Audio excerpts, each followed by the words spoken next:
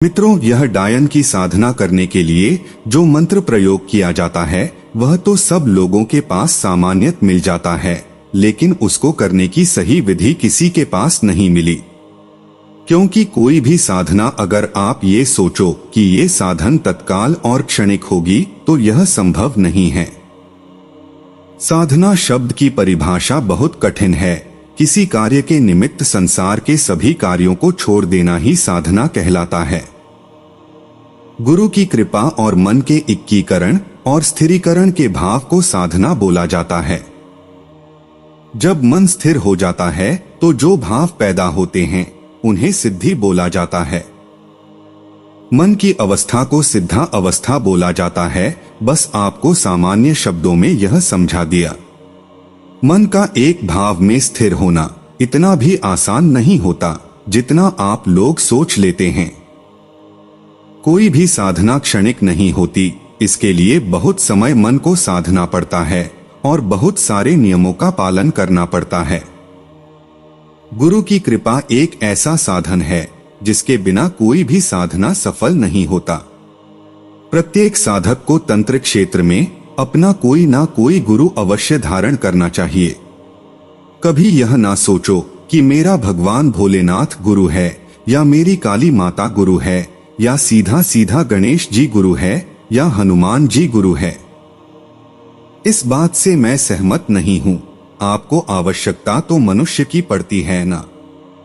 आपके मनोभाव तब तक इतने स्थिर नहीं होते कि आप कह सको कि शिव भोलेनाथ आपके गुरु हैं, क्योंकि पात्रता गुरु निर्धारण करता है।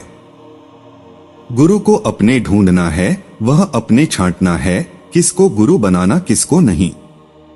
मित्रों, आज हम एक ऐसी साधना के विषय में बात करेंगे जो बहुत ही शक्तिशाली है और नेगेटिव एनर्जी है। इस साधना को बताने का उद्देश्य केवल आपको जानकारी देना है, ना कि आपको साधना करने की प्रेरणा देना। क्योंकि इस प्रकार की साधना करने से व्यक्ति की दुर्गति तो निश्चित ही है, साथ ही साथ उस व्यक्ति को मोक्ष की प्राप्ति नहीं होती। इसलिए आप सभी से अनुरोध है कि आप सब इस साधना को बिल्कुल भी न करें, केवल जानकारी के उद्देश्य से इस वीडियो को देखें। आज हम जानेंगे कि डायन की सिद्धि कैसे की जाती है और इसकी सिद्ध करने में किन किन बाधाओं का सामना करना पड़ता है। लेकिन इससे पहले हम जानेंगे कि डायन होती कौन है और यह क्या है तथा इसकी शक्ति क्या है। मित्रों, डायन भारतीय लोक कथाओं में एक खतरनाक और अदृश्य शक्ति मानी जाती है, जिसे तंत्र विद्या और जादू में दक्ष माना जाता है। ये अक्सर पाताल लोक में निवास करती हैं और मानवों की जीवन ऊर्जा चूसने का कार्य करती हैं। डायन का रूप बदलने की क्षमता होती है और यह खूबसूरत दिख सकती हैं, लेकिन उनकी पहचान मुख्यतः उनके लंबे बालों या चोटी से होती है। उनकी शक्तियों का स्रोत उनकी तपस्या और काली मां की भक्ति में निहित होता है, जिससे उन्हें अद्वितीय शक्तियां प्राप्त होती हैं। गांव समाज में लोग किसी क्रूर और डायन की सिद्धि की हुई व्यक्ति को डायन कहते हैं। दरअसल यह गलत है। वास्तव में डायन कोई औरत नहीं होती है, बल्कि अदृश्य शक्ति की सिद्धि है। जो भी इसे सिद्ध करता है, लोगों उसे डायन ही कहते हैं। एक डायन के अंदर 1000 चुड़ैलों की शक्ति होती है और एक चुड़ैल के साथ लाखों करोड़ों भूत प्रेत चलते हैं।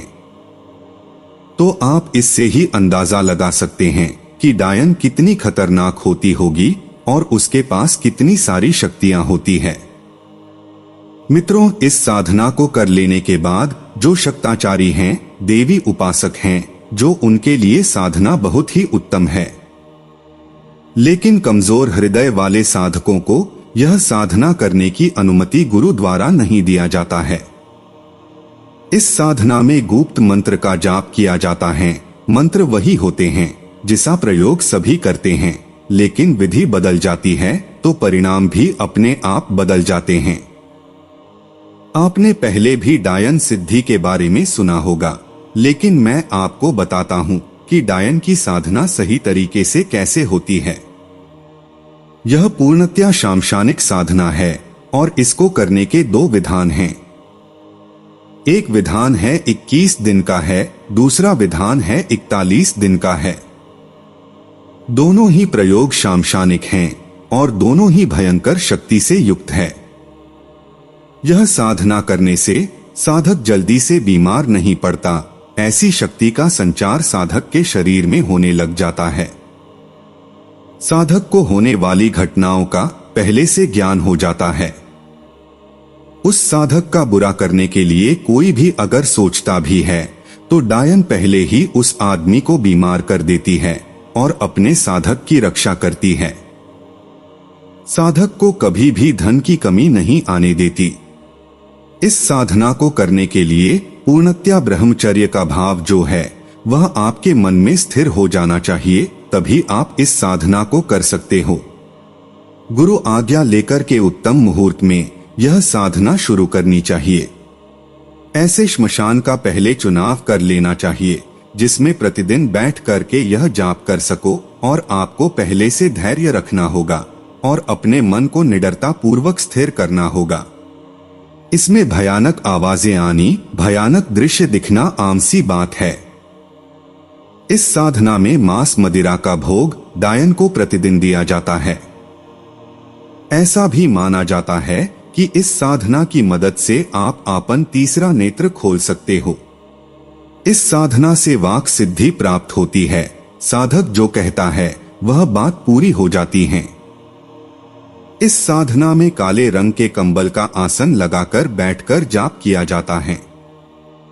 यह साधना साधक को निर्वस्त्र होकर के करनी होती है। बकरे से चर्बी से प्राप्त तेल जो होता है, मुंह वाला दिया मिट्टी से बना हुआ, वह लगाना पड़ता है। अपने पास कोई नौकरी लाया धारदार हथियार रखना जरूरी होता है। साधना करने से पहले घेरा लगाना परम आवश्यक होता है, क्योंकि बिना घेरा के यह साधना साधक की जान भी ले सकती है। बकरे की मांस चर्बी और गुग्गुल इसकी धुनी देनी होती है तथा पीली सरसों का इसमें प्रयोग होता है। रुद्राक्ष की माला से जाप होता है। माला साधारण ही होती है, क्योंकि इस साधना के मंत्र इतनी जागृत हैं कि आपको संस्कारित माला लेने की कोई आवश्यकता नहीं पड़ेगी। इसमें जाप 11 माला प्रतिदिन होता है और जाप श्मशान में होता है। इसमें 3 मंत्रों से साधना की जाती है। एक मंत्र जो सामान्यतः मिल जाता है। इसमें दक्षिण दिशा की ओर मुंह करके बैठना होता है। सबसे पहले रक्षा मंत्र से एक खुला घेरा लगाना होता है। सारा सामान उसे घेरे के अंदर रख लेना है। थोड़े कोयले जला करके धूनी देनी होती है। इसमें विशेष सामग्रियों की जरूरत होती है। फिर इसमें गणेश का मानसिक पूजन करना होता है। उसके बाद काली काल भैरव को नमस्कार करके गुरु मंत्र का एक माला जाप करना होता है। फिर गुप्त मंत्र का लगातार 11 माला जाप करना होता है। वह जाप करने के बाद साधक को पीली सरसों पर उस मंत्र द्वारा फूंकना होता है और सरसों को अपने चारों ओर बिखेर देना होता है। इतना करने के बाद फिर दोबारा जाप में लग जाता है। साधना के समय चारों ओर से भयंकर आवाजें और आकृतियां एकदम से आनी शुरू हो जाती है।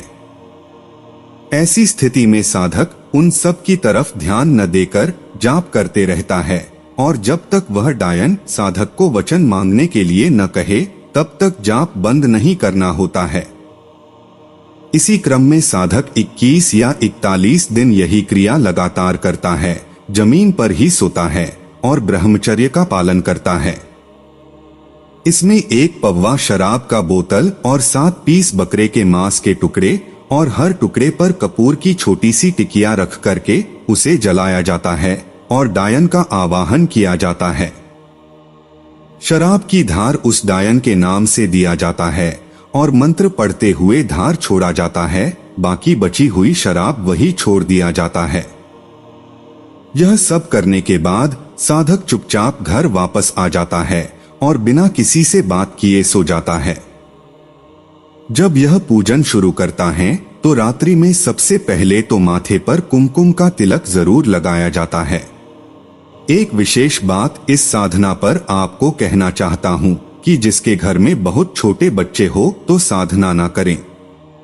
और दूसरी बात यह है कि बिना गुरु के इस साधना को ना करें तो आपके लिए बहुत अच्छा होगा, क्योंकि वहां अच्छे परिणामों के जगह पर गलत परिणाम आपको मिल सकते हैं।